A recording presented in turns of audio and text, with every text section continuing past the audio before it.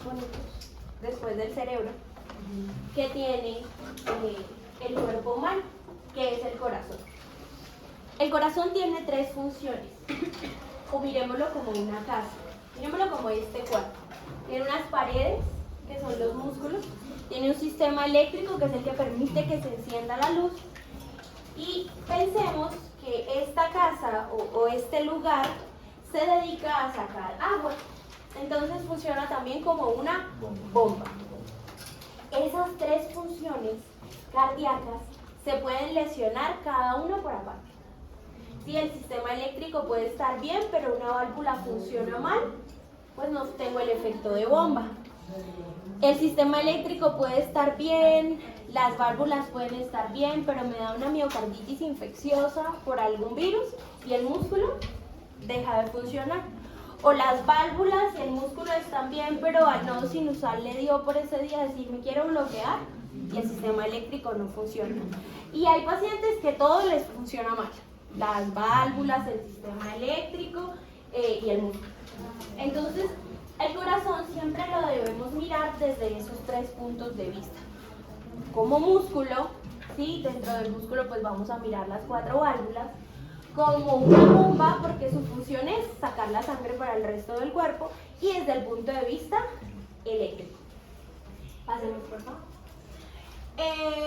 Más o menos equivale al puño de cada persona, o sea, este es el tamaño de su corazón. Si está más grande, pues ya decimos que hay una miocardiopatía dilatada, puede ser por hipertensión, puede ser por Chagas. ¿Ustedes han escuchado hablar del Chagas? Sí. ¿Qué es el Chagas? Trypanosoma cruzi, un virus americano, una enfermedad somótica que proviene de un insecto llamado Chagas, que No. son parásitos. Rhodnius No. prolixus. Sí. Maravilla. Es el famoso pico. Hay muchos, pero se llama Rhodnius prolixus. Ya llevan una clase adelantada en ambiente. ¿Creen? No sé, por ahí ven eso. Y este parásito produce megaórganos, ¿sí? Megacolon, megaesófago, megaestómago, y cuando le gusta el corazón, pues da unas cardiomiopatías dilatadas bastante grandes.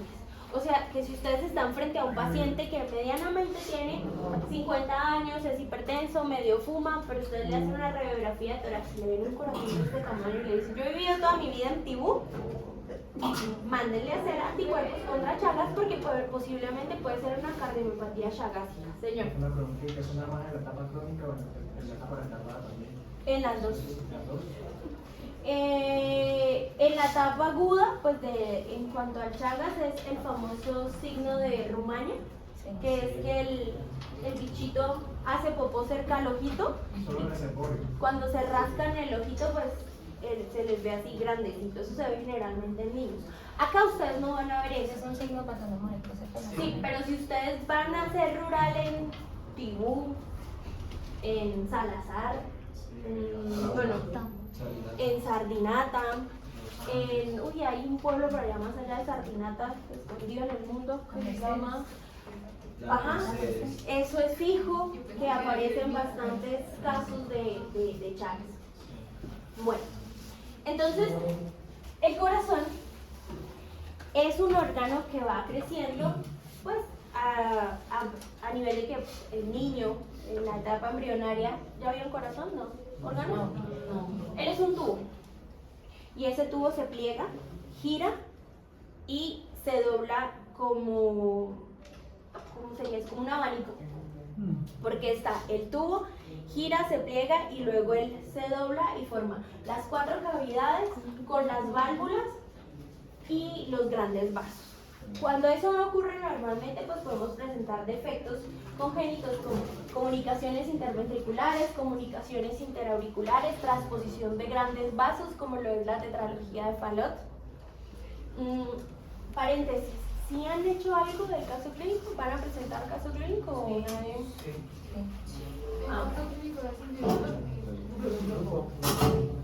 Porque, por ejemplo, la tetralogía de Fallot es una patología bastante interesante de estudiar semiológicamente, anatómicamente, embriológicamente. Bueno, ¿en dónde se encuentra ubicado el corazón? En el mediastín. ¿Cierto? En el mediastín. ¿Está ubicado al lado derecho o al lado izquierdo? Al lado izquierdo, generalmente. Pero con el paso de los años el corazón puede perder su eje hacia el lado izquierdo y puede estar un poquito lateralizado hacia el centro o lateralizado hacia la derecha sin moverse pues, de un emitórax al otro. Muchas veces cuando las cavidades derechas empiezan a crecer, pues vamos a ver que el corazón va a ocupar hacia el lado derecho, pero eso generalmente pues no va. ¿Por qué se pueden volver grandes las paredes del corazón? Sí y no. El ejercicio me va a aumentar el consumo de oxígeno, pero el corazón no se me va a volver muy grande.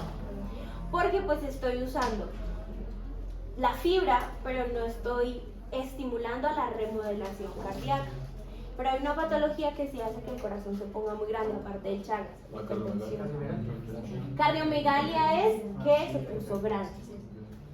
Eso es simplemente decir que el corazón está grande. Pero, ¿qué patologías me pueden volver grande el corazón? La hipertensión.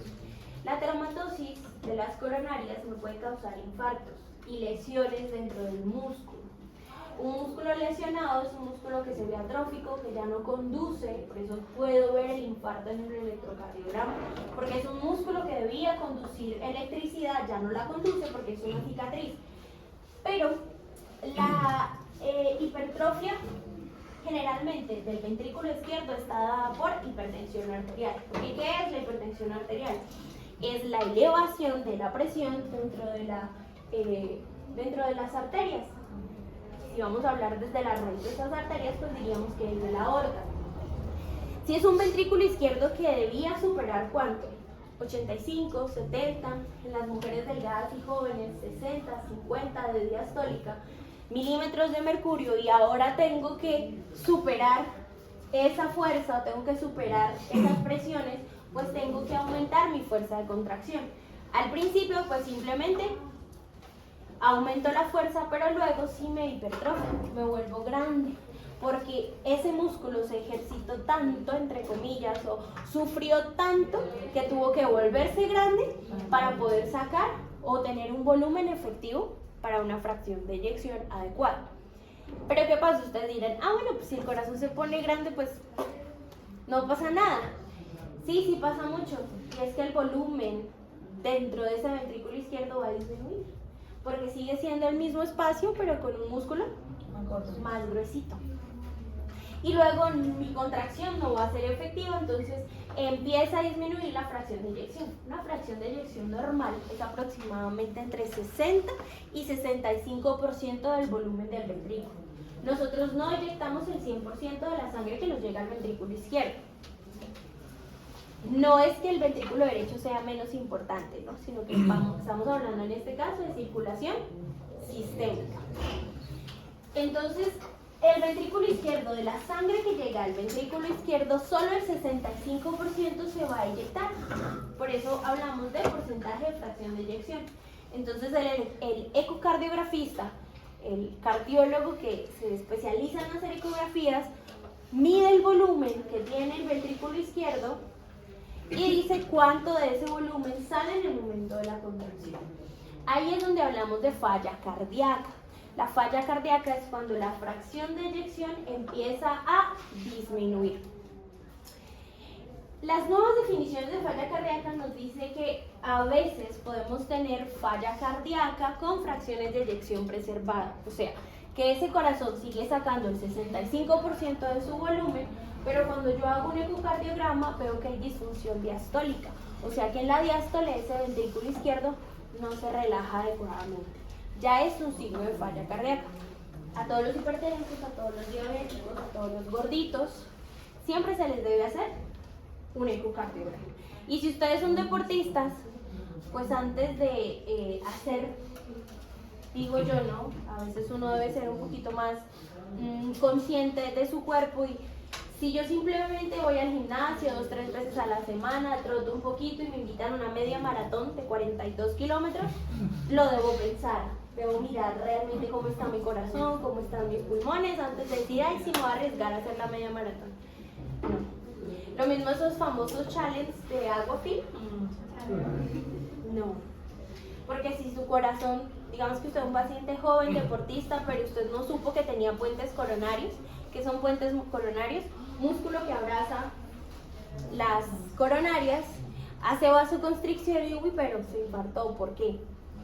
Antes de hacer todas esas locuras, hay que mirar realmente cómo está su cuerpo. Bueno, todo esto que les acabo de decir, ¿para qué es? Para que sepan que estadísticamente la gente se muere en el mundo más de falla cardíaca que de cáncer. Digamos, si las personas que fuman marihuana y fuman cigarrillo también. La marihuana no tiene lío con el corazón. Ah, El cigarrillo sí. La marihuana los vuelve pendejos, pero le deja el corazón funcionando normalmente. Pero el cigarrillo sí. ¿Por qué? Porque tapa los alveolos, ¿no? No, ¿la nicotina? Sí, no. Sí, no. La nicotina es adictiva, pero ¿qué pasa con el cigarrillo a nivel de las coronarias? Los creatos. No. Es un bloqueo. ¿Alquitrán no era? No, el alquitrán va a los Estenosis. pulmones. Ya no. Estenosis, ¿cómo?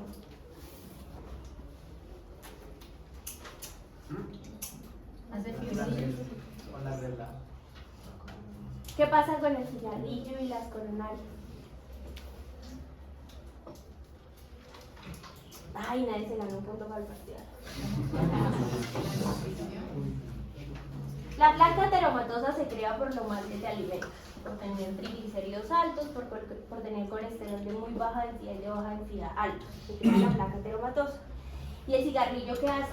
Oxida esa placa y vuelve inestable la placa ateromatosa. Y al volverla inestable, esa placa se ulcera y se genera el infarto. O sea, por eso si fumas tienes más probabilidades de tener infartos. Pero primero tienes más probabilidades de tener cáncer de próstata, cáncer de garganta, disfunción eréctil y luego pues los infartos. ¿Ok? Pero volviendo al tema, más personas en el mundo, en el último congreso que estuve, que fue hace como un mes, creo yo, de falla cardíaca, se habló de que hay más pacientes en el mundo sufriendo de falla cardíaca y muriendo por falla cardíaca que obesos, hipertensos, diabéticos y pacientes con cáncer. Y algo supremamente importante es que el paciente con cáncer después queda con falla cardíaca. La falla cardíaca, y es una alerta que prendieron los cardiólogos en el mundo, es que ahora les están llegando pacientes muy jóvenes con lesiones en el corazón después de las quimioterapias. Los diabéticos generalmente van a hacer falla cardíaca. El que es diabético ya tiene casi un 50% de presentar falla cardíaca en los primeros 3 años, con pequeñas lesiones que luego lo van a llevar pues a una morbilidad bastante larga con la falla cardíaca. ¿La gente se muere de falla cardíaca? Sí, pero después de 30 años de tener falla cardíaca. Entonces, generalmente el paciente te va a responder, ay doctora, de algo me debe morir. Que se mueran es lo de menos, porque es que el que se muere se entierra. Pero si quedas con falla cardíaca, quedas dependiente de tu familia. ¿Sí? Hace mercado en la esquina y llega acá donde está el carro blanco y los ves así. Porque el corazón no les da. Se ahogan cepillándose los dientes. Tienen que dormir con 3, 4 almohadas. No sé si ustedes tienen algún familiar que para acostarlos a dormir hay que ponerle 3 almohadas porque si los acostamos completamente horizontales se ahogan. Eso se llama disnea paroxística nocturna, perdón, eso es la ortopnea. Es que le tengo que poner bastantes almohadas a mi paciente porque la falla cardíaca es tanto que la cava inferior y la cava superior simplemente llenan el corazón de sangre y el corazón no bombea y no tiene un volumen efectivo, una buena adecuada fracción de inyección. ¿Y qué sucede? Pues que todas las casas farmacéuticas han creado infinidad de medicamentos que hacen que un paciente con falla cardíaca, un paciente que tenga falla cardíaca puede vivir 40 años sin lío, pero pegados o no al oxígeno, dependientes de su familiar, dependientes de muchísimas cosas. Entonces, Desde ahora hay que cuidar el corazón de ustedes, obviamente, y el corazón de sus pacientes. Hay que decirle al diabético, al hipertenso joven, con que mire, ojo, o sea, su corazón se va a dañar en algún punto. Las maternas hacen falla cardíaca. Los pacientes con hiper o hipotiroidismo hacen falla cardíaca. Cualquier cáncer, cualquiera, o sea, usted le dio cáncer en la uña y le hicieron quimio para la uña, esa quimioterapia va a lesionar el corazón. Entonces, de los principales órganos que lesionamos es el corazón. Y pues obviamente la grasa, ¿no? La mala alimentación va a lesionar el corazón. Los deportistas de alto rendimiento. Porque muchas veces la persona dice, ay no, pero mire, ese futbolista se murió jugando fútbol. Pues no vas a comparar el ir al gimnasio 3 veces a la semana con el ejercicio que esa gente hace. Sí, entonces las muertes súbitas son frecuentes en los deportistas de alto rendimiento porque su corazón lo sobreexige más de lo normal. Si tú le tomas la frecuencia cardíaca a un deportista de alto rendimiento en reposo, 45, 50 latidos por minuto. Pero son, por ejemplo, Cristiano Ronaldo, a los que les gusta el fútbol, o Messi, ¿en cuánto tiempo pueden pasar de velocidad cero a su velocidad máxima en un partido de fútbol?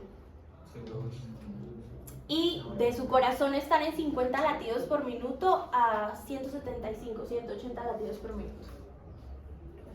Entonces, obviamente, eso es una población a la que se le está haciendo estudios. Y los negros, profe. ¿Señor? Y los negros también, ¿no? Ellos manejan personas por los tantos. Sí, pero es porque tienen una mutación a nivel renal que los hace tener hipertensión maligna. Por eso a ellos, consejo para la vida, y cuando estén por allá en fármacos, se acuerden de mí.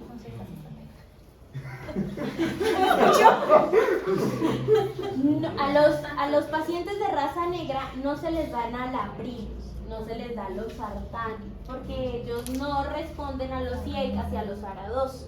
A ellos se les dan otro tipo de medicamentos. Entonces he tenido pacientes que llegan a mi consulta, nalapril, captopril, tensiones arteriales en 200. Eso no les sirve a ellos. Enfóquense en el grupo etario. Eso es como si tú vas a tratar la hipertensión en el paciente asiático. Por su estilo de vida, a ellos le funcionan mejor otro tipo de medicamentos, no el IECA, no el losartán. Por eso la farmacología depende mucho del grupo que estés manejando. Si ustedes se quieren ir a trabajar a Estados Unidos, allá van a haber muchísimos obesos. Sí, en Colombia vemos obesos, pero tú ves el que pesa 175 kilos y es está gordito. Allá encuentras pacientes de 250 kilos. Una cosa, loca, señora. Por ejemplo, la raza importa cuando se van a dar medicamentos. O sea, supongamos que una persona asiática no se crió en Corea y eso, sino que nació acá en Colombia, pero los papás son asiáticos, pero tuvo un estilo de vida colombiano. Una cosa es la genética, pero la epigenética modifica tu información genética. Entonces tú puedes tener genes orientales, pero si tuviste una alimentación de mierda occidental, te vas a enfermar, eres gordito. La mayoría de orientales que se crían en Latinoamérica, cuando llegan o cuando van a Japón o a Corea, tienen un choque cultural bastante importante porque, por ejemplo, yo sería obesa allá. Yo no cumpliría los estándares de delgadez normalmente. Para mi estatura, yo mido unos 55, tendría que estar pesando como 42 kilos. Y peso 60. O sea, tengo 18 kilos de sobrepeso. Las tablas de ellos de sobrepeso, obesidad, son completamente diferentes a las de nosotros. Además, el alto consumo que ellos tienen de verduras es otro cuento. Tú vas a un McDonald's allá y te dan una hamburguesa con algas. Te dan sopita con algas. Y tú dices, ¿es un McDonald's? Sí, es un McDonald's. Es con la temperatura, Pero ellos tienen otro tipo de problemas. Por la alta contaminación del ambiente, son muy propensos a enfermedades respiratorias. Si a uno acá se baja la temperatura y empieza la neblina de diciembre y te dan mocos y ya, pero no te mueres de una neumonía. Si ellos vienen acá con toda esa contaminación que tienen, muy posiblemente les da una neumonía o los ataca algún patógeno con el que uno vive normalmente. Lo mismo pasa, por ejemplo, con los pacientes con la población que está como en Estados Unidos. Si todo un estadounidense llega y se toma un salpicón del mercado, le da una gastroenteritis que lo puede matar y uno como que, ay, yo vivo con la E. coli, o sea. Y si ustedes ven esos programas de parásitos asesinos, una entamoeba y uno, puedo ir a un jardín infantil y hacerle muestras seriadas de popó a todos los peladitos y todos los peladitos tienen amebas y están normal, no les pasa nada. Más o menos le dicen, deje que el niño coma un mugre para que coja Pero si cogemos ese mismo grupo etario y les hacemos ese jueguito, no. Los llevamos con una gastroenteritis infecciosa que los deshidrate y pueden ir a UCI. Otro tema importante, la deshidratación causa falla cardíaca. Sí, también hace que el corazón deje de funcionar. Pasemos por. Entonces, estas diapositivas, se me olvidó decirles, tienen bastante texto, porque pues necesito que ustedes lleguen a la casita y las repasen. Con la anterior, donde dice que está ubicado el corazón en el mediastino superior o es inferior. El mediastino inferior. Eso está mal. No, dice que es superior. No. No. Sí, En el plano en superior, el en el mediastino, diafragma. superior. Ya. Pasemos. Bueno, ¿cuántas cavidades tiene el corazón? 4. 2 aurículas, 2 ventrículos. ¿Por qué una la pintamos en azul y la otra la pintamos en rojo? Bueno, entonces acabamos de hablar de corazón derecho y de corazón izquierdo. Vamos a concentrarnos en qué es el corazón derecho. El corazón sí funciona como una bomba, funciona como un todo. Cuando hacemos contracción de las aurículas, las 2 aurículas se contraen, y cuando hacemos contracción de los ventrículos, los 2 ventrículos se contraen. Pero fisiológicamente no funcionan igual. El grosor del ventrículo derecho siempre va a ser menor que el del ventrículo izquierdo. El septum interventricular me va a separar la sangre de estos 2 sectores, pero él siempre va a tener predominio de presiones del lado izquierdo. Ya les explico cómo funciona eso y por qué algunas patologías, como las comunicaciones interventriculares, causan un shunt. ¿Cómo se llama? El tabique. El tabique, el septum interventricular. Bueno, estas cavidades están divididas medialmente por el foramen oval, que me va a dividir la aurícula derecha de la aurícula izquierda, y por el septum interventricular o por la pared interventricular, que me va a dividir el ventrículo derecho del ventrículo izquierdo. Vamos a hablar de corazón derecho. Vamos a pensar solo en el corazón derecho. ¿Ustedes les gustaba biología en el colegio? Sí. ¿Me pueden decir cuántas cavidades tienen las aves? ¡Wow! ¿Cardíaca? ¿El corazón? Sí. Sin buscar en el teléfono. Porque hablamos de animales de sangre fría y animales de sangre caliente. Porque esos son endotérmicos, o sea que requieren de temperatura para que su funcionamiento. ¿Por qué? Tiene menos capacidad. Porque no producen tanto calor como Pues ese calor es energía. Energía tienen porque producen ATP. La moneda energética de todas las células es ATP. Si estamos hablando de las plantas, pues ellas no hacen fosforilación oxidativa, sino que su mitocondria está desarrollado para coger la clorofila y hacer todo este mismo cuento. Porque los animales de sangre fría tienen 3 cavidades, 2 aurículas y un ventrículo. Entonces, cuando hacen la contracción, la sangre oxigenada con la desoxigenada se mezclan. Por eso los chulos se tienen que salir a abrigar.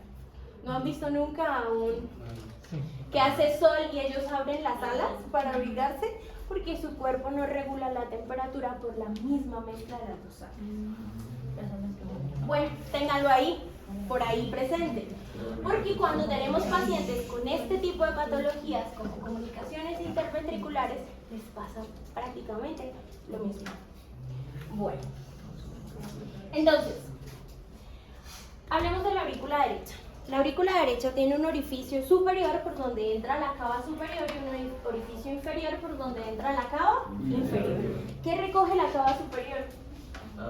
Toda la superior y cuello, ¿no? Desde más cuello, cara. ¿Listo? ¿Y la cava inferior qué recolecta? Miembros inferiores, abdomen, ¿qué más? Ujú. El sistema porta-hepático. Recuerden que de la mayoría de la irrigación del abdomen que va al sistema porta no entra por cava La miasis inferior. también, ¿no? Sí, También. el sistema ácido sí. Bueno, ¿qué sucede?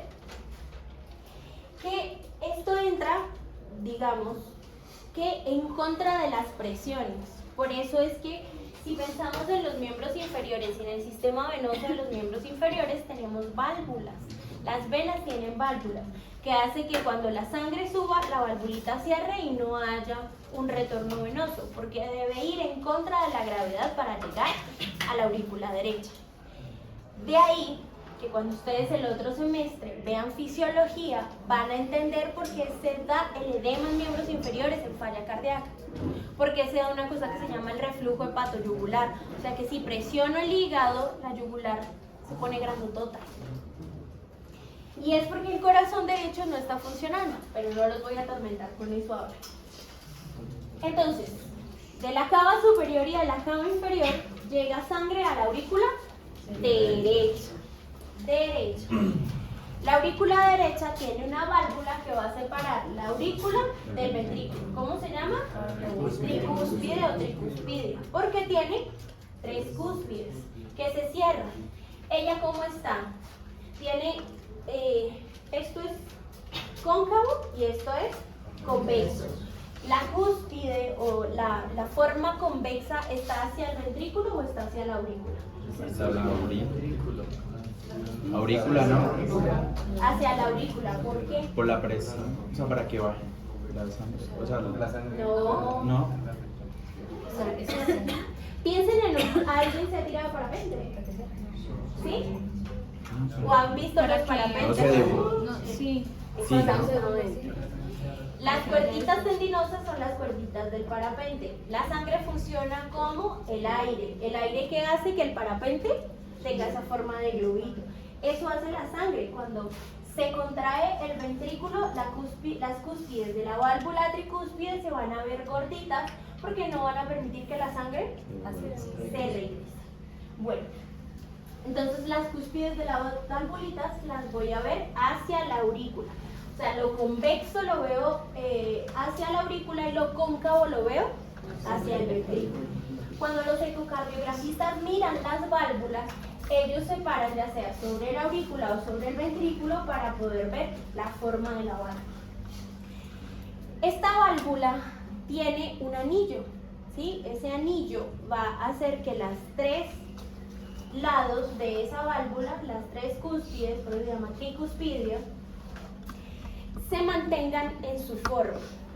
Ese anillo generalmente o esa forma que tienen se lesiona por calcio. Se deposita también grasa y esa grasa luego se calcifica y si algo que debe ser flexible se calcifica, pues vamos a empezar a tener problemas en esa válvula. Tiene además unas cuerditas tendinosas que van a sostener esa válvula y tienen unos músculos. ¿Cómo se llaman esos músculos? Los músculos papilares que van a estar ubicados en este sector que van a sostener esas cuerditas tendinosas. Hay una enfermedad bastante común que se llama la endocarditis infecciosa. A las bacterias les gustan estos músculos, lesionan el músculo y rompen la cuerdita. ¿Ustedes qué creen que pasa si una de las cuerditas tendinosas se rompe de la válvula? No se puede cerrar. Cerrar. Es que ella abre por gravedad. ¿Sí? Solo la tricúspide. No piensen en ninguna otra válvula, porque todas funcionan diferente. Ella se abre por gravedad. ¿Sí? Ella está cerrada porque el ventrículo derecho tiene mayor presión. Y la aurícula derecha, cuando se hace la sístole auricular, presiono y la válvula se va a abrir. Pero se va a abrir, una entrada es por la misma sístole y la otra simplemente es por gravedad, porque la sangre está arriba y va hacia abajo. Pero en el momento en el que el ventrículo izquierdo se contrae, la válvula se cierra. Se cierra. Entonces, la sístole del ventrículo derecho cierra la válvula tricúspide, pero abre la pulmonar. Y eso se escucha diferente. Cuando tú auscultas el corazón, escuchas diferente cuando está la mitral en sístole o cuando está la aórtica en sístole. Pero bueno, todavía no vamos a hablar de eso. Simplemente nos vamos a concentrar en la tricúspide. Entonces, ¿qué sucede? Que la sangre pasa de acá a acá. La válvula se abrió, o sea, las cúspides ya no están así, sino las abro, ellas se deforman, por decirlo de alguna forma, entra la sangre al ventrículo derecho, se da el llenado rápido, la precarga, bueno, todos los términos que van a ver ustedes el próximo semestre. Y el ventrículo derecho quedó llenito de sangre. Recuerden, es más pequeño el corazón derecho que el corazón. Este ventrículo derecho tiene que superar una presión de la arteria pulmonar entre 10 a 20 milímetros de mercurio. O sea que ¿cuánta fuerza de contracción necesita el ventrículo izquierdo para superar de 10 a 20 milímetros de mercurio? La verdad, mínimo. Muy pequeña. Por eso es que el ventrículo derecho no tiene tanta fuerza, porque las presiones no son las mismas. Entonces, acá, ¿cómo es la conformación anatómica de la válvula pulmonar? ¿Cómo se ve? Tengo una imagen por ahí. Pásala. Pásala.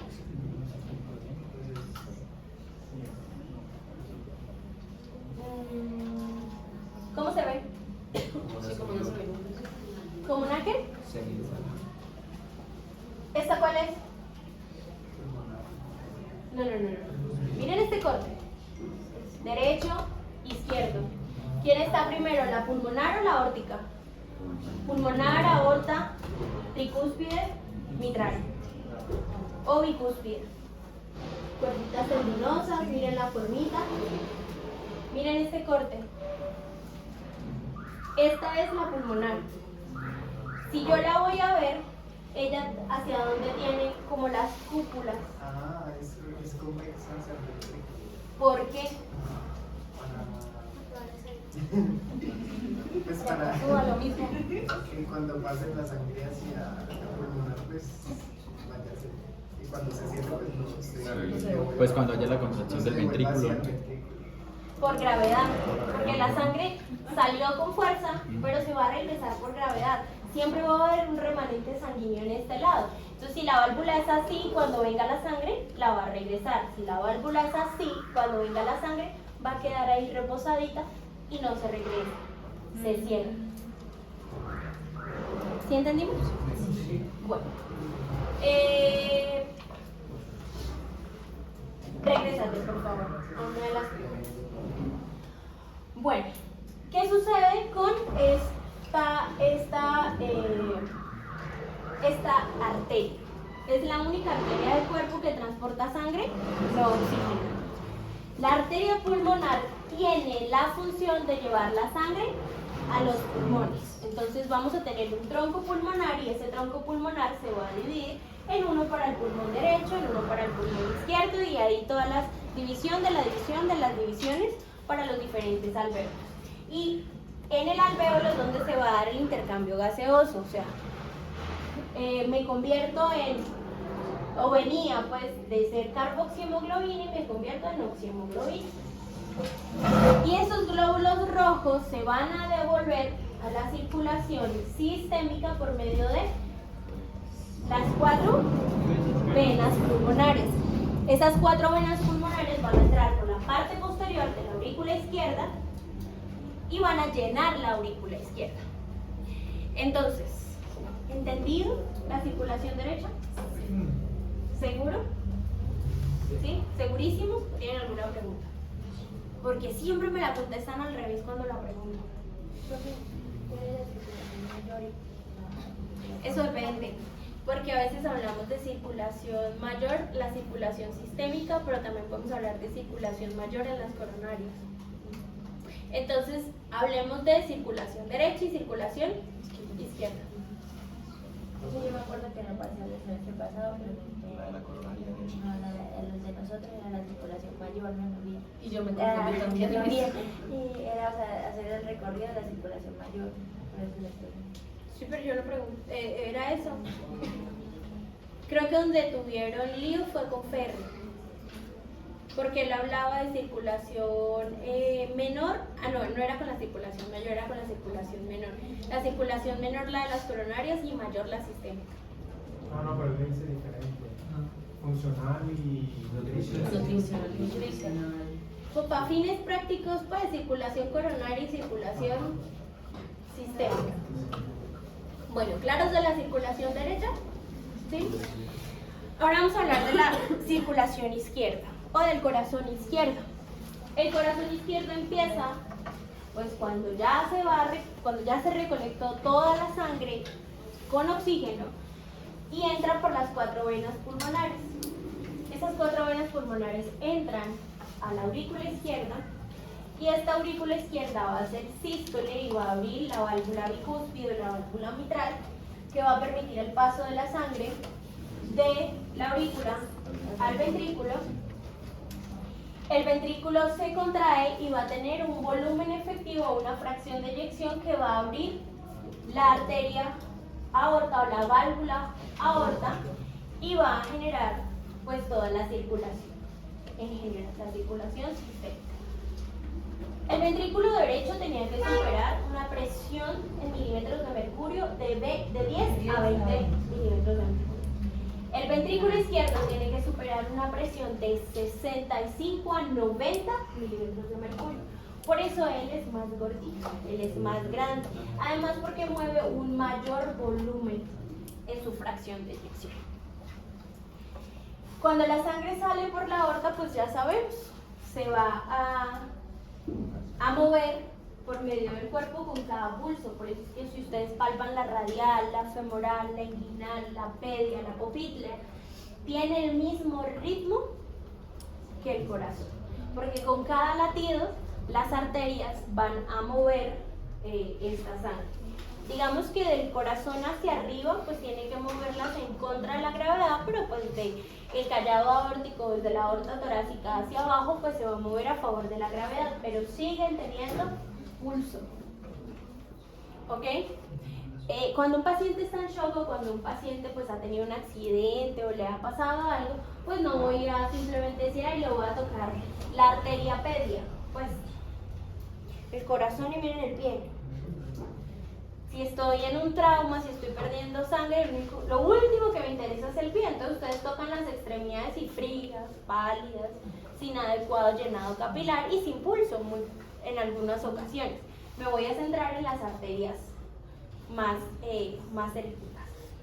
Un truquito, en los niños, palpen la braquial, porque los niños son de cuello corto, cabezones. Entonces, de ahí que ustedes sí, de que ven en la televisión que ay, vamos a ver si está vivo o muerto y le tocan el cuello, en los bebés es muy difícil. Palpen la braquial. Es la más fácil de palpar en los bebés. Además, ellos no tienen tanto músculo. Entonces, ustedes le cogen el bracito al bebé y ahí palpan la arteria braquial. Bueno, pasemos por favor. El corazón está metido en una bolsita. ¿Cómo se llama esa bolsita? El pericardio. ¿Qué tipo de tejido es el pericardio? Conectivo. ¿Y de qué tipo? Fibroso. O sea que el pericardio es elástico o no. Sí, es No tan elástico. Medianamente elástica. No tan elástico. ¿Qué? ¿Qué? El tipo de colágeno. El tipo de colágeno, sí. Ah, sí, decía que tenía parte de colágeno. Colágeno tipo las arterias. Pero él no es tan elástico, ¿sí? Si vamos a hablar, por ejemplo, de, a ver, un tejido que sea muy elástico. La pleberia. La vejiga, pero pues la vejiga también tiene su recubrimiento de... Pues es por epitelio, realmente que es Ajá. elástica. Pero el pericardio es bastante fibroso, ¿sí? O sea, si vemos el movimiento del corazón, él no se sale de su pericardio, el pericardio generalmente lo mantiene. Cuando hay derrames pericárdicos, cuando hay pericarditis o cuando hay sangrados que comprometen el pericardio, Pues, ¿qué va a pasar con el corazón si no es un tejido que se expande? La sangre está llenándose, el líquido, lo que quieras, está llenando el espacio que hay entre el pericardio y el corazón. ¿Qué va a pasar con el corazón?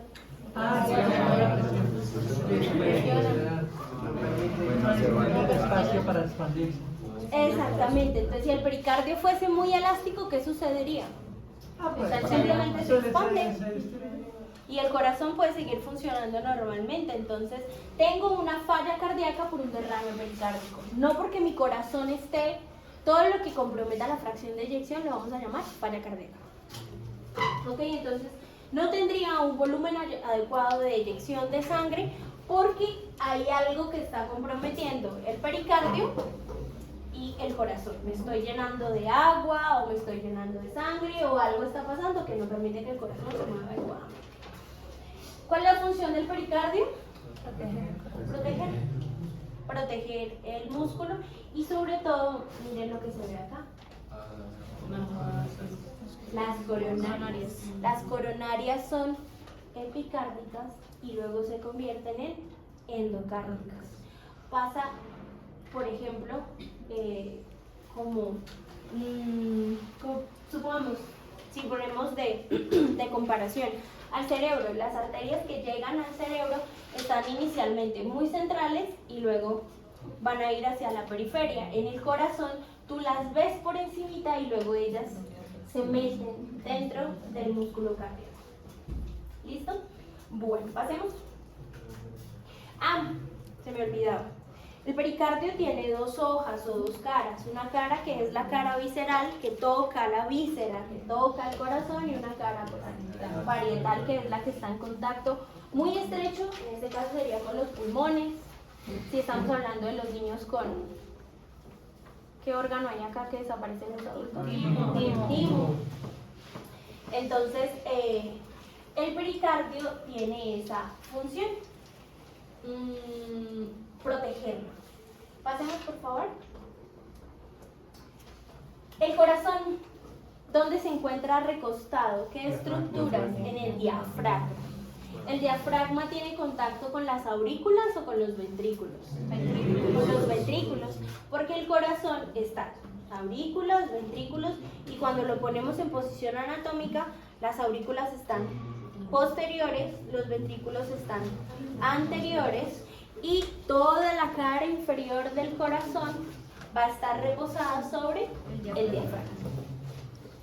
Esto no es un corazón normal, ¿no? Los corazones con patologías congénitas o que se han venido modificando con el tiempo, pues giran, los ventrículos ya son un poco más grandes, van a quitarle espacio a los pulmones, bueno, muchas cosas. Pasemos, por favor. Entonces, posterior vamos a tener aurículas, en este caso las cavas, un poquito de las 4 venas pulmonares. Anterior vamos a tener a los ventrículos, o sea que si mi paciente llega con una lesión precordial por una herida por arma cortopunzante, ¿qué es lo más lógico? Que lesione los ventrículos, ¿sí? Ya sea el ventrículo derecho o ya sea el ventrículo izquierdo. El derecho es el que más pone la cara. ¿Sí? Si te pegan una puñalada en esta área, el que más se va a lesionar muy posiblemente es el derecho.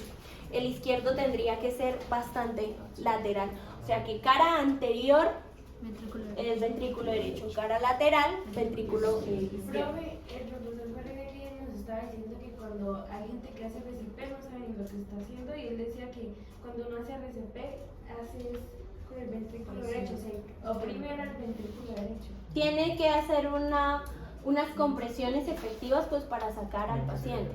Por eso es que uno hace cursos cada 2 años de reanimación cardiopulmonar avanzada para saber en dónde presionar, cómo presionar.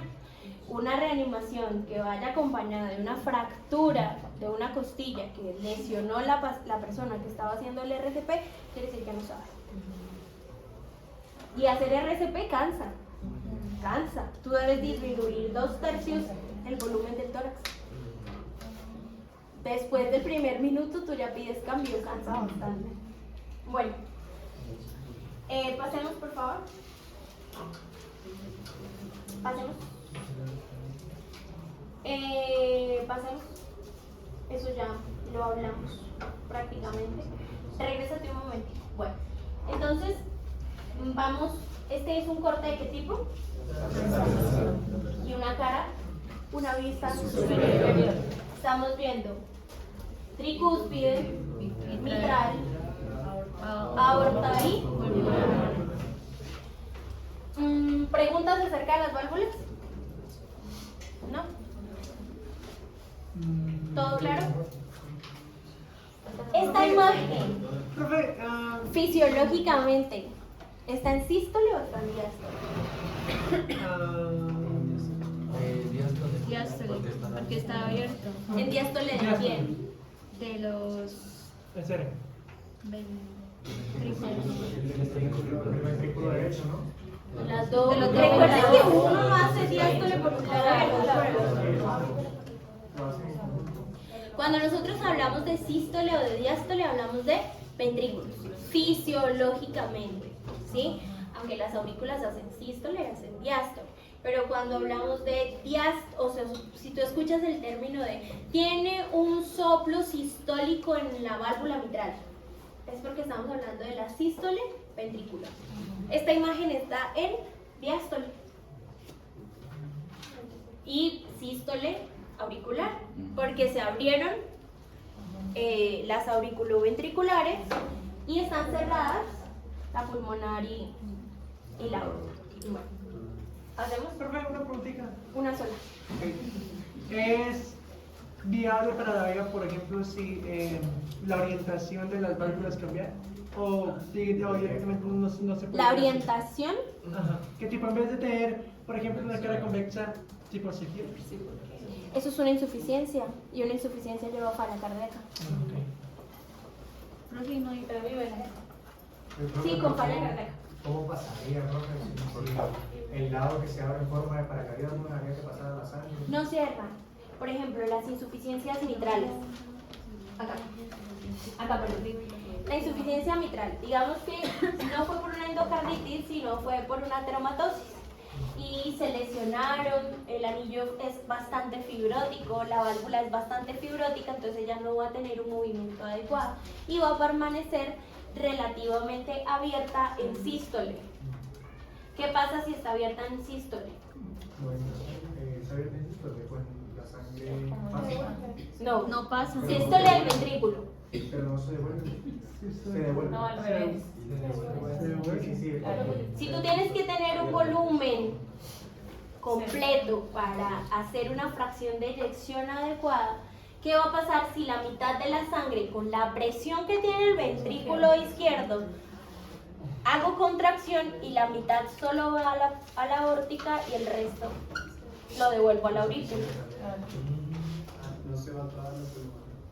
Va a haber una regurgitación del ventrículo a la aurícula. Eso sería un soplo de insuficiencia y es un soplo que escuchamos en sístole, porque el soplo de la estenosis lo escuchamos en diástole. Pero, en fin, eso lo entiende uno hasta como sexto semestre. No, de verdad, te lo juro.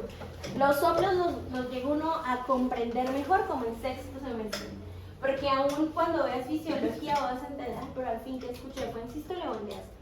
Entonces, ya cuando uno esté en semiología. Por ahora deben saber pues que la válvula se debe cerrar cuando yo hago la sístole ventricular, porque si no regreso la mayoría de sangre. La imagen de sístole sería algo así, Ahí están cerradas todas. pero o sea, y no está luz acá. Esto sería una sístole ventricular, ¿sí? Porque las cúpulas van a... Y la aorta nacional. Claro, exactamente. Porque no me regreso, la sangre no se regresa hacia la aurícula, sino se mueve hacia las válvulas pulmonar y aorta. Recuerden que eso pasa siempre. Sístole de las aurículas, auro, mitral, tricúspide. Sístole de los ventrículos, auro, aorta y pulmonar. Bueno, ¿entendieron? ¿Sí? Pasemos. Pasemos. Bueno, El corazón tiene varias paredes y es más, cuando nosotros vamos a hablar de infartos, vamos a hablar de infartos endocárdicos, miocárdicos o muy superiores, ¿sí? ¿Por qué? Porque recuerden que las arterias se van a mover desde la periferia hasta el centro. O sea que, ¿a quién le llega primero la sangre? Al epicardio. A toda la parte epicárdica, luego a la capa más externa del miocardio y por último al endocardio. O sea que si hay una lesión de un tronco, lo primero que se va a lesionar es el endocardio. Se va a lesionar de adentro hacia afuera, por el volumen y por la velocidad con la que se mueve la sangre. Si esto ustedes lo tienen claro, cuando lean electro, cuando vean infarto, van a tenerlo supremamente presente. Y ya simplemente es de ubicar caras, de saber cuál cara es inferior, lateral, superior. Bueno, pasemos. Esta es una válvula, no se ve muy bien en la imagen. Yo esta presentación no se la serví. No, ahorita se las muestro. El miocardio, o toda la parte del grosor del músculo cardíaco, es lo que vamos a llamar miocardio. Y la parte interna es el endocardio. Pasemos, por favor. Pasemos. ¿Qué hay ahí? Espérame, regresa.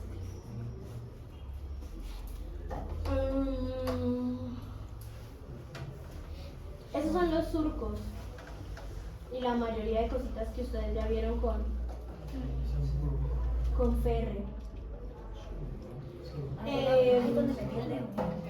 Bueno, hay algo importante ya con respecto a estos surcos y a las posiciones o las impresiones que dejan otras estructuras sobre el corazón. En este caso, si vamos a hablar, por ejemplo, esto que vendría siendo aurícula derecha o izquierda. Derecha. ¿Por qué? Porque vemos la entrada de la cava inferior y de la cava superior. Cuando estudiamos anatómicamente, o si tú te vas a dedicar o quieres ser cirujano cardiovascular, ¿a quién le gusta? ¿Le gustaría de pronto operar corazones y eso? Tú tienes que tener muy presente por dónde vas a pasar los puntos, ¿sí? Por dónde vas a suturar o qué vas a reparar, o todos estos reparos anatómicos los tienen súper claros los que hacen trasplante del corazón, porque ellos unen todo. O sea, si te sacan el corazón, te desconectan todos los grandes vasos y tienes que empezar a reparar vaso por vaso, señor. Pero explica cómo hacen para unir la cadena simpática y el bajo al corazón. La pegan. La sacan el corazón y luego reparan absolutamente todo. Pero ¿cómo Todo. lo hacen? Toda la vía nerviosa se intenta regenerar. Él se intenta pegar. Por eso es que cuando se hace todo el trasplante cardíaco, lo que más se espera es cuando el marcapasos empieza a funcionar. Nuevamente el nodo sinusal empieza a funcionar por electricidad. O sea, que básicamente ellos mismos se unen. No, lo reparas, pero empiezas a crear también nuevas redes. Ujú. Bueno, señor. Es que yo había visto que hay un video, digamos, de un cirujano que estaba diciendo que hay iPhones que tienen conectado el marcapaso al celular y que si se coloca el celular acá se desconectaba. Algo así. Era un dispositivo que se conectaba con eso, pero no me acuerdo de qué nombre. Al corazón se ponen marcapasos o cardiodesfibriladores y cualquier aparato electrónico que tenga voltaje va a lesionarlo. Por eso es que si usted pasa por un detector de metales y usted dice tengo marcapasos, a usted le pasan el detector de metales por enfrente. Porque eso puede desconfigurar el sistema eléctrico del marcapasos. Y todos los iPhones celulares tienen radiación y tienen un voltaje. Y eso no solo lesiona el marcapasos, lesiona el sueño profundo, el ritmo cardíaco, la digestión, todo. Bueno, pasemos.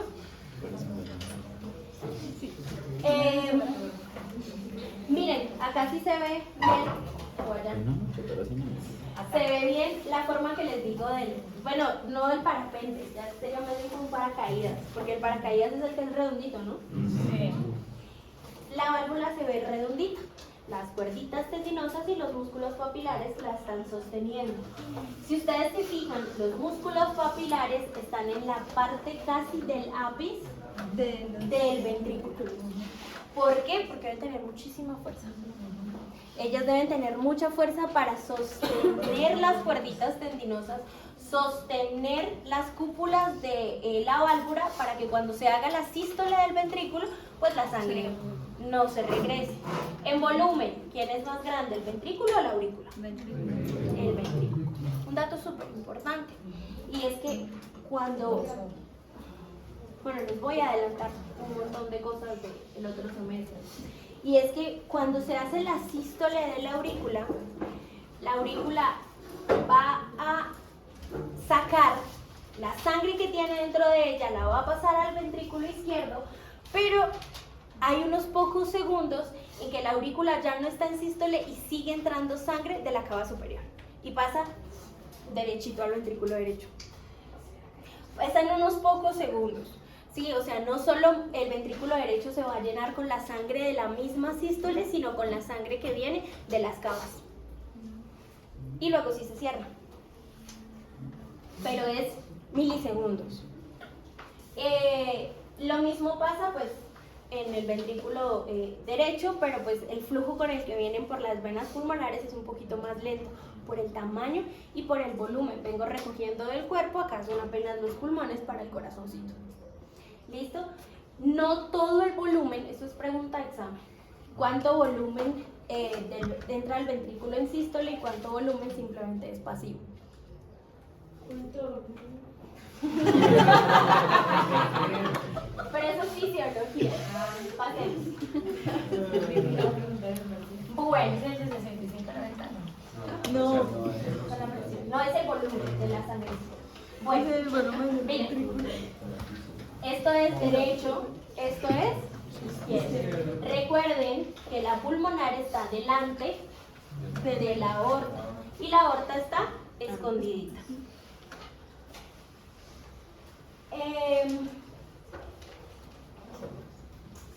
No, claro que tengo que decirles, lo que yo les dije todo. Pasemos de ahí. Bueno, esta es la anatomía macroscópica o grande pues de las válvulas. ¿Esta cuál es? Bicúspide, porque tiene tres. Y esta es la bicúspide o mitral. Entonces, la válvula tricúspide tiene una cúspide anterior, septal, ¿por qué? Porque está hacia el medio y una posterior. La válvula mitral tiene una anterior y una posterior. Y tanto la pulmonar como la aorta, ellas... mire, esta imagen es en sístole o en diástole. Porque están cerradas la tricúspide y la mitral y están abiertas la pulmonar y la aorta. ¿Esto cómo se llama? ¿Qué cosa? El seno coronario. ¿El seno coronario a dónde llega? A lo que dijo ayer, abrazar. Sale de la parte de atrás. Llega a la parte de atrás, no sale. Porque el seno coronario es sangre venosa o arterial. Venosa. Venosa, entonces ella no nace, ella llega. Es muy diferente de las arterias. Las arterias sí nacen, pues fisiológicamente, ¿no? O sea, con el recorrido sanguíneo, porque siempre tenemos una arteria más grande que va a hacer arterias pequeñitas. En este caso, el seno coronario es donde va a llegar toda la sangre venosa del corazón. ¿Y a dónde llega? ¿A qué espaciecito? Tiene un espacio propio en la aurícula derecha. Ahí llega el seno coronario. Hay una imagen que lo muestra. Atrás. Atrás. Bien atrás. Adelante. Adelante. Lo pasas. Acá. En esta porción pequeñita. Ahí está un poquito tapada, pero si quitamos este sector lo vamos a ver ahí. Pasemos. Bueno, entonces necesito saber ecocardiográficamente dónde están ubicadas cada cúpula pues, de la válvula, en este caso de la tricúspide, para saber cuál válvula se lesionó. La endocarditis rompe las válvulas. La ateromatosis, o sea, a mí se me puede llenar de grasa. Esta válvula se calcifica y luego ella no funciona normalmente. Existen dos tipos de lesiones en las válvulas. Las estenosis, que la estenosis quiere decir que ella no va a abrir, o sea que tengo que superar mi fuerza en la sístole, en este caso sería la sístole auricular para poder abrir la válvula y que la sangre pase, o la insuficiencia, que es la que la válvula no cierre. Entonces, estenosis es que la válvula no abre e insuficiencia es que la válvula no cierra. Eso aplica para cualquiera de las cuatro. Pasemos. No abre, insuficiencia no cierra. Esto es lo mismo que les expliqué, pero están los musculitos, las cuerditas y la válvula. De ahí no tengo más para decirles. Pasemos. Pasemos. Esto sería redundante. No sé qué preguntas tengan de acá.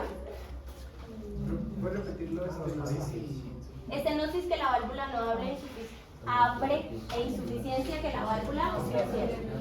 Pasemos. Perfecto, usted nos había comentado que a veces existía el caso en el que el septum no estaba bien formado. Cerrado. Bien cerrado. Ya. Eso lo voy a dejar de último, Ok. para que primero entiendan cómo funciona. Ok. Y luego sí les hablo de patología y de los shunts. Sí. Y los shunts izquierda-derecha. Ok. Pasemos, por favor. Pasemos. Creo que, regreso. De las estructuras, creo que lo tenemos claro, ¿verdad? ¿Sí? Bueno, lo que divide entonces las aurículas, ¿cómo se llama? Las aurículas. No, sí, en los bebés lo vamos a mantener abierto un tiempo y ¿cómo se va a llamar? Agujero. El foramen oval.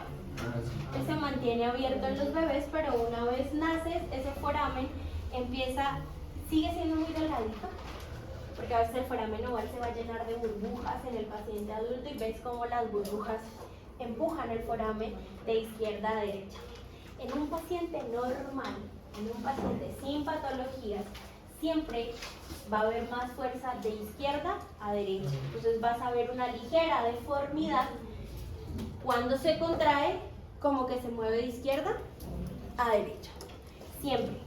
Y tanto en la parte de las aurículas como en la parte de los ventrículos. Ténganlo presente para cuando les comente ahorita qué pasa en algo patológico.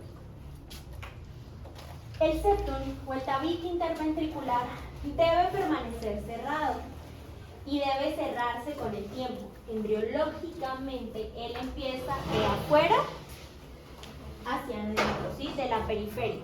Pensemos en el tabique interventricular y vemos que empieza a cerrarse desde los extremos, tanto de los lados como de arriba hacia abajo, y por último se cierra el centro. Hay pacientes, hay bebés que ese tabique no se cierra y se crea una comunicación interventricular o C y B. Y cuando hay una comunicación interauricular, pues es C y A. Eso se debe corregir. Hay perinatólogos que lo corrigen en el feto, o sea, el bebecito, y hacen la cirugía en el feto. Hay cardiólogos que lo hacen ya cuando el bebé está mucho más grande. Estas cirugías siempre van a ser abiertas, pero para, por ejemplo, cerrar otro tipo de defectos sí se pueden hacer por vía... ay, se me olvidó. No, como cuando haces un cateterismo por vía arterial. Entras por la vía arterial y cierras pues lo que tengas que cerrar. Los defectos interventriculares generalmente se coloca una malla que hace que el ventrículo empiece a crear puentecitos y de alguna forma el músculo empieza a crecer y cierra ese defecto. Se debe cerrar en etapa temprana. ¿Por qué? Porque pues inicialmente, ¿quién va a tener más fuerza? El ventrículo izquierdo, ¿cierto? Y Si tengo una comunicación interventricular, lo más lógico es que la sangre del lado izquierdo se vaya para el lado derecho, cuando tengo una comunicación. Pero si es un bebé que no se le diagnosticó a tiempo y llegó a los 25, 26, 27 años, 30 años y le dicen, ah, ya lo vamos a operar, ¿sí?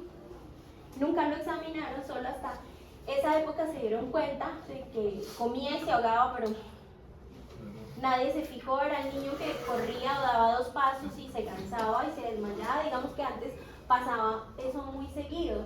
Llegaban adultos con defectos cardíacos que uno decía, hombre, o sea, eso se pudo haber diagnosticado al nacimiento. Porque son bebés que comen tetica y se ponen cianóticos. Porque no tienen adecuado volumen en su fracción de eyección. Pero si pasa el tiempo y el corazón derecho se cansa de que le estén mandando sangre que él no necesita recibir, pues el ventrículo izquierdo se vuelve más grande que el ventrículo derecho. Y ya la sangre no va a pasar del ventrículo izquierdo al ventrículo derecho, sino del ventrículo derecho al ventrículo izquierdo. Ahí ya no hay nada que hacer. Cuando hay un shunt de cavidades derechas a cavidades izquierdas, no se puede corregir. Trasplante de corazón, pero de resto no se puede corregir ese defecto. Porque ya ese corazón está tan dañado que no va a tolerar hacer un cambio de presiones. Pero, por ejemplo, ese tipo de cosas, o sea, siempre se dan es cuando uno nace o, por ejemplo, se pueden desarrollar cuando uno grande. Exacto. Las insuficiencias y las estenosis de las válvulas, sí. Este tipo de efectos, no, son congénitos. Ese, por ejemplo, yo conozco a alguien que, o sea, pues en el colegio era bien, o sea, jugaba fútbol y todo eso, pero ya como hace como unos 2, 3 años, por ejemplo, hacía ejercicio, mejor dicho, el corazón se le aceleraba muchísimo, se ponía pálido así, o sea, no podía hacer nada que... ¿Y cuál fue el diagnóstico? Nunca, o sea, hubo un momento en el que dijeron que era como que tenía algo como, creo como una arteria mal conectada, algo así entendí, y luego dijeron que no tenía eso. Entonces no han dado ¿Con qué el es? chiste. Hay que mirar qué es para saber qué responderte, porque así no sé. No, por eso preguntaba si se podía, o sea, si se podía No, desarrollar. ese tipo de efectos no. Pasemos, por favor. Pasemos. Ya, de eso ya hablamos. Miren la mano. Bueno. ¿Este cómo se llama? El seno coronario. Miren a dónde llega. A la aurícula derecha. Hay algo importante que debemos saber del corazón, y es que la sangre que sale del corazón, la mayor parte de sangre que sale del corazón va a alimentar al resto de órganos. El corazón es el que se alimenta simplemente por un pequeño remanente. Ya les voy a explicar cómo pasa eso. Y miren, acá está la mayor explicación, y es que la válvula aórtica en sus senos aórticos hace que la sangre que se regresa por gravedad, o sea, se da la sístole del ventrículo, la sangre sale por la válvula aórtica y una se va a regresar pues simplemente por gravedad. Alimenta los senos coronarios y es de ahí de donde nace la arteria coronaria derecha y la arteria coronaria izquierda. Si ustedes se fijan, estas arterias alimentan el corazón en diástole, no en sístole. O sea, la nutrición del músculo, la nutrición del corazón se va a dar en el diástole, o sea, cuando el corazón está completamente relajado. Esto depende muchísimo de la frecuencia cardíaca, ¿sí? No es lo mismo alimentar un corazón con 70 latidos por minuto o alimentar un corazón con 150 latidos por minuto. Entonces ahí es donde juega el papel ¿de quién? Del sistema nervioso autónomo. Señor. Entonces, de ese remanente que usted nos ha dicho que como que se quedaba guardado en las válvulas, ¿es ese mismo remanente el que alimenta el corazón? Ah, ok. De ahí sale la sangre que va a alimentar las coronarias. Ah, ok. ¿Y las coronarias desde dónde se conectan? ¿Desde ahí? Sí, ahí nace la coronaria derecha y la coronaria izquierda. Ah, ok. Bueno, pasemos por favor. Ahora vamos a entrar en materia como tal de la irrigación propia del corazón. ¿Entendimos todo hasta acá? Sí. ¿Hay alguna pregunta? ¿O está todo claro? Listo. Bueno. La coronaria derecha nace de la válvula aórtica, específicamente de cuál cara, de la válvula aórtica. Y de ahí va a nacer la famosísima coronaria derecha. La coronaria derecha, ¿quién va a alimentar? Va a alimentar, aparte de la aurícula derecha, parte del ventrículo derecho y también a la cara posterior del corazón. La aurícula derecha en un 75% le da irrigación al nodo sinusal. O sea, la mayor parte, o en cuestiones anatómicas de, ¿cómo se llamaría eso? Porcentaje, perdón.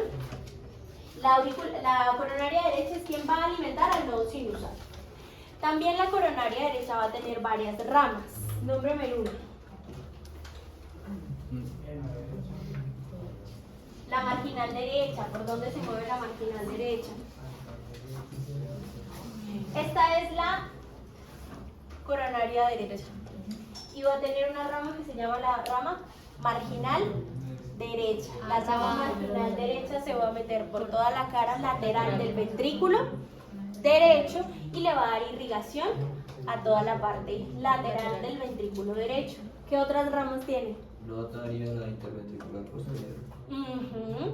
En la cara posterior. La siguiente imagen es la cara posterior.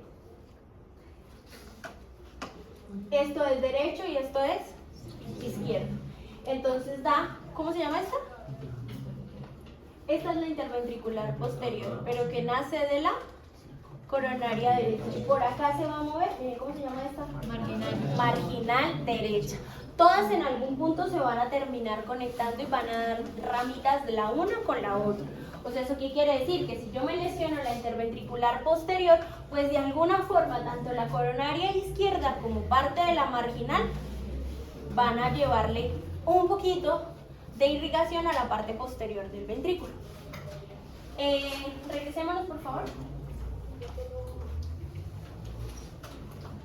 Bueno, la coronaria derecha, ¿por dónde se va a meter? Miren la posición de la coronaria derecha. ¿Ella nace delante o detrás de la aurícula derecha? De la orejuelilla. Detrás. Adelante. ¿Pero delante o atrás? Por delante. Por delante. Entonces, ¿dónde está el nodo sinusal? Es en la mitad. Metidito por acá, o sea que... La coronaria derecha no rama para el nodo sinusal. O sea que ella, ¿qué tiene que hacer? Subir. Nace acá y da una rama que sube para el nodo sinusal. Una rama que se cruza o abraza la orejuela derecha y luego da la, la que va a ir a formar la interventricular posterior y la marginal derecha. Toda la irrigación hace que el músculo funcione, ¿sí? Cuando nosotros tenemos lesiones en el tronco de las coronarias, hablamos que las lesiones son proximales. O sea que cuando hacemos un cateterismo cardíaco, ¿qué es un cateterismo cardíaco? Es que sometemos a un paciente a rayos X donde pintamos las coronarias con medio de contraste, medios de contraste generalmente yodados. Lo podemos hacer por la radial, lo podemos hacer por la inguinal. Entramos, metemos medio de contraste y tomamos fotografías con rayos X. Se supone que el medio de contraste debe dibujar el vaso, ¿cierto? Y si el vaso lo veo que está como en una lesión que se llama el mordisco de manzana, cuando ustedes se comen toda la manzana y queda solo el corazón, se ve esa imagen delgadita. Entonces, si hacemos el cateterismo y estamos viendo circulación derecha y vemos que en el tronco hay una luz de apenas el 20%, decimos que hay una estenosis del 80% de esta coronaria. Ahí se puede salvar, puedo colocar un stent que es como una sombrillita, lo meto también por las arterias, o sea que si me voy por la radial, pensemos, me metí a la radial derecha, o sea que mi guía, porque eso es como una guaya de una cicla. Ustedes alguna vez han arreglado la cicla, si ven que la guaya de los frenos es dura, igualito. Ustedes empiezan a mover por toda la arteria, entonces subimos a la radial, entramos a la braquial, axilar, subclavia y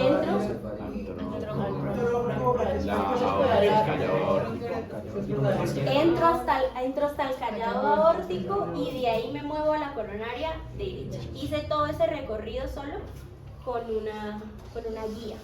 Y por ahí mismo meto el balón.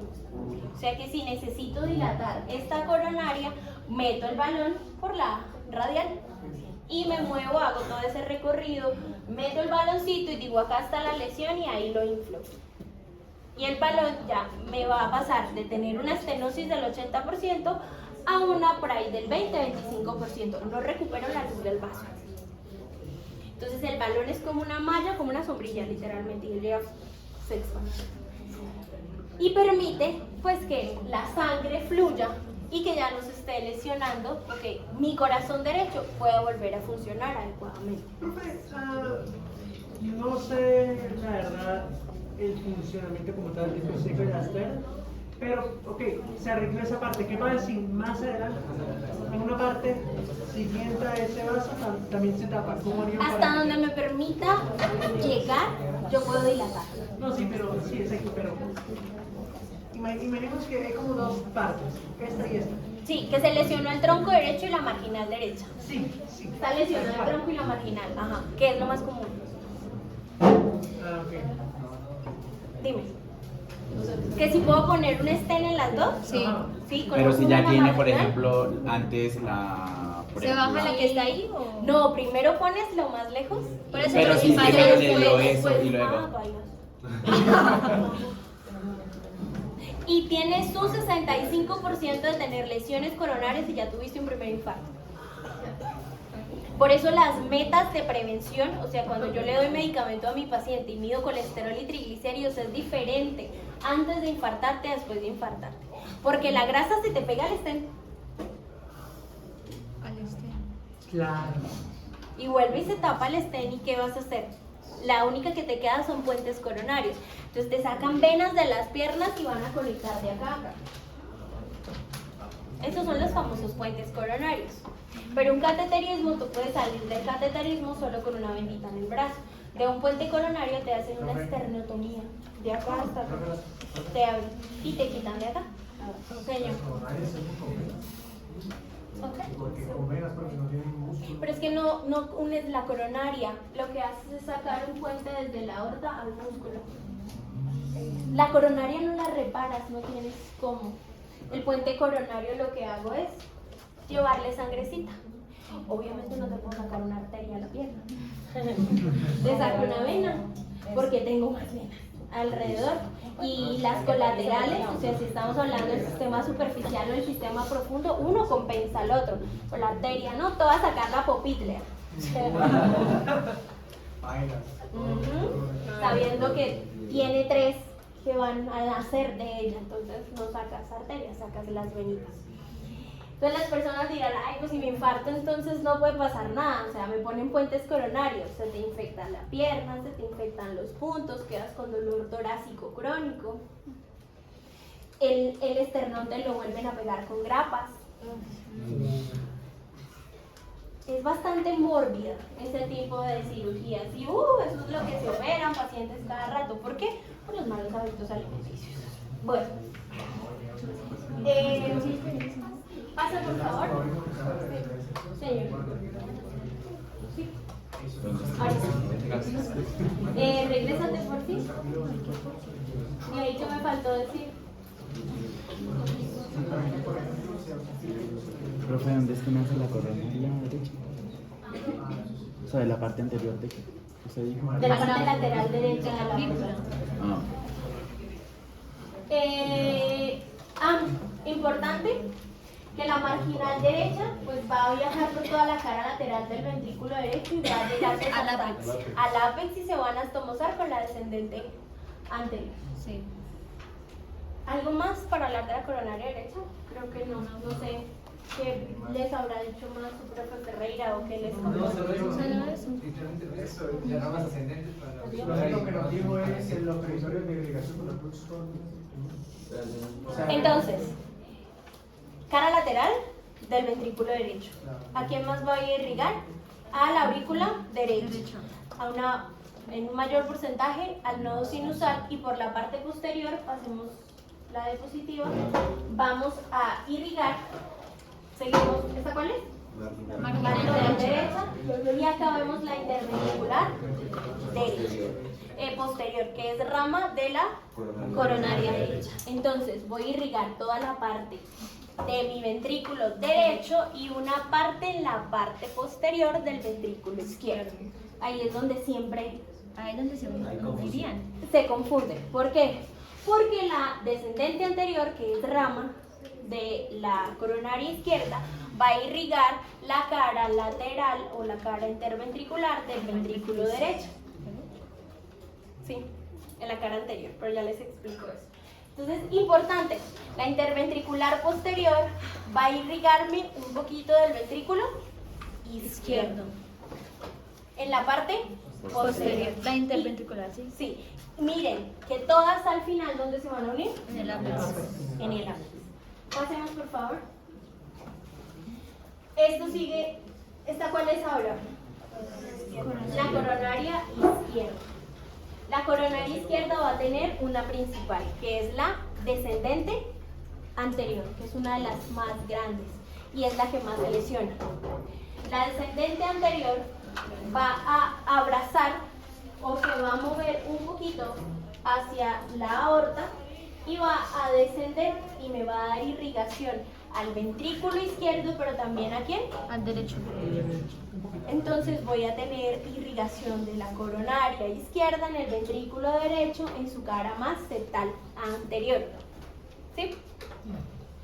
Repito. Entonces, O sea, un poquito del derecho. sí, pero en la cara anterior. Anterior. Ah, ok. Y un poquito del izquierdo en la cara posterior. Posterior. ¿Quién? La interventricular posterior, que es rama de la descendente. coronaria derecha.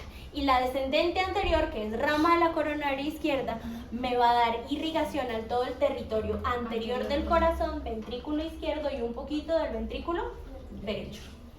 O sea que si yo tengo una lesión en el tronco de la descendente anterior, voy a tener una disfunción del septum interventricular y disfunción de una parte de la cara del ventrículo derecho. Cara posterior. Anterior. Anterior. Anterior. ¿Esto es una vista anterior o posterior? Posterior. Anterior. Esta que coronaria es izquierda. Ya pasamos a la coronaria izquierda. Bueno, la descendente anterior va a tener muchas ramas y todas esas ramas se van a meter muy profundo entre el septum y se va a meter en el ventrículo izquierdo. Si el septum no funciona, o sea que si a mí me hacen un ecocardiograma, yo cojo este corazón, está lesionado acá, sí, tengo una estenosis del 20%,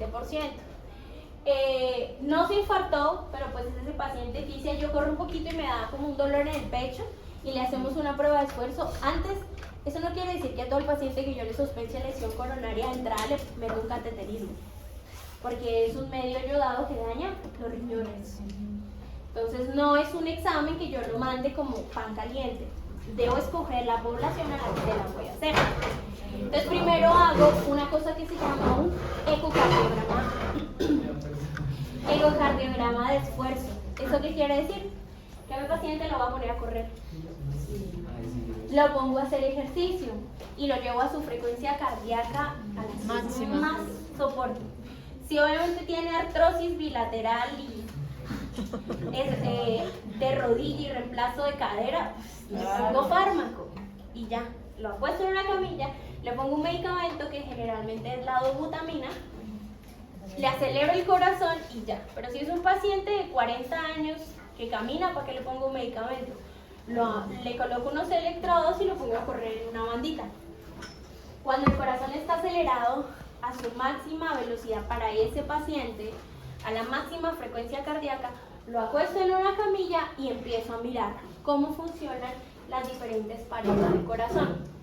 Si yo veo que el septum en su cara anterior es el que se queda quieto, ¿estoy viendo la coronaria o estoy viendo el territorio que irriga esa coronaria? Entonces digo que tiene una hipoquinesia o una disinesia, que no se mueve el septum y muy posiblemente es una lesión de la descendente anterior. Pero lo que veo es que la cara lateral del corazón se está quedando quieta, el ventrículo derecho, de quien voy a pensar que es la lesión, de la coronaria derecha o de la marginal. Marginal. La coronaria derecha muy posiblemente está buena. Ahí es cuando yo digo, ahora sí le voy a hacer un cateterismo. Eso en el paciente que llega a consulta externa, ¿no? Porque el que les llega a urgencias infartado, tengo que ponerle un balón. Sí o sí tengo que mirar dónde está la lesión y ponerle el balón. Entonces, para eso me sirve aprenderme los territorios de las coronarias. Bueno, ¿cómo se llama esta ramita? Estas ramitas que van por acá. Descendiente. Esto es de la coronaria izquierda. Sí, descendiente. No son Ascendente, descendiente. anterior. Y ella también tiene una que va hacia un lado. ¿Cómo se llama? La circunfleja, que llega hasta cierta parte. Muy la perezosa. De acá nos vamos a mover y vamos a ver la circunfleja. Y la circunfleja va a hacer un giro y luego va a intentar bajar un poquito. Y luego pues sí, vamos a mirar la que va, la rama que se va a anastomosar con la interventricular posterior. Pasemos por favor. Regresa.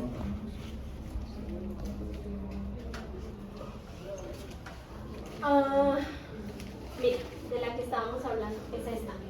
Creo que si miramos la versión posterior que está antes, donde se ve donde se Sí, regresa. la circunfleja. Mira. La coronaria, la circunfleja. Esto se llama como la cruz. Descortes. Esa cruz, ¿qué territorio es? Es del limbo, diría yo, porque en ese territorio tenemos irrigación derecha y tenemos un poquito de irrigación izquierda. Pero para la opción que dependía, ¿De la dominancia? Sí, de la dominancia. Como en la mano, si es radial sí. o es ulnar, depende. Eso depende de Pero cada para mí paciente. siempre la derecha es la que tiene más. Pocos son los que tienen izquierda, la circunfleja. Pero imagínate que a ti te da una lesión en la coronaria derecha y tu territorio de dominancia en la cara posterior es izquierdo. Te salvas, te fue bien. Es verdad. Bueno, regresemos, pasemos. Bueno, ¿qué funciones tiene la circunfleja? ¿A dónde va a irrigar la circunfleja? Irriga en la parte posterior, en la cara lateral. O sea que los infartos de la cara lateral del corazón y parte de la cara lateral posterior, ¿de qué territorio son? De la circunfleja. Pero los infartos de la cara posterior propia del corazón son territorio de la coronaria derecha. Porque la circunfleja es floja. Ella es perezosita. Pero ¿qué más trabajo le vamos a pedir a la coronaria izquierda si le da irrigación al ventrículo izquierdo y parte del derecho y el septum interventricular? ¿Más trabajo? No. Hay que dividir las cargas. Bueno, ¿qué hora es? 4:06. 15 minutos.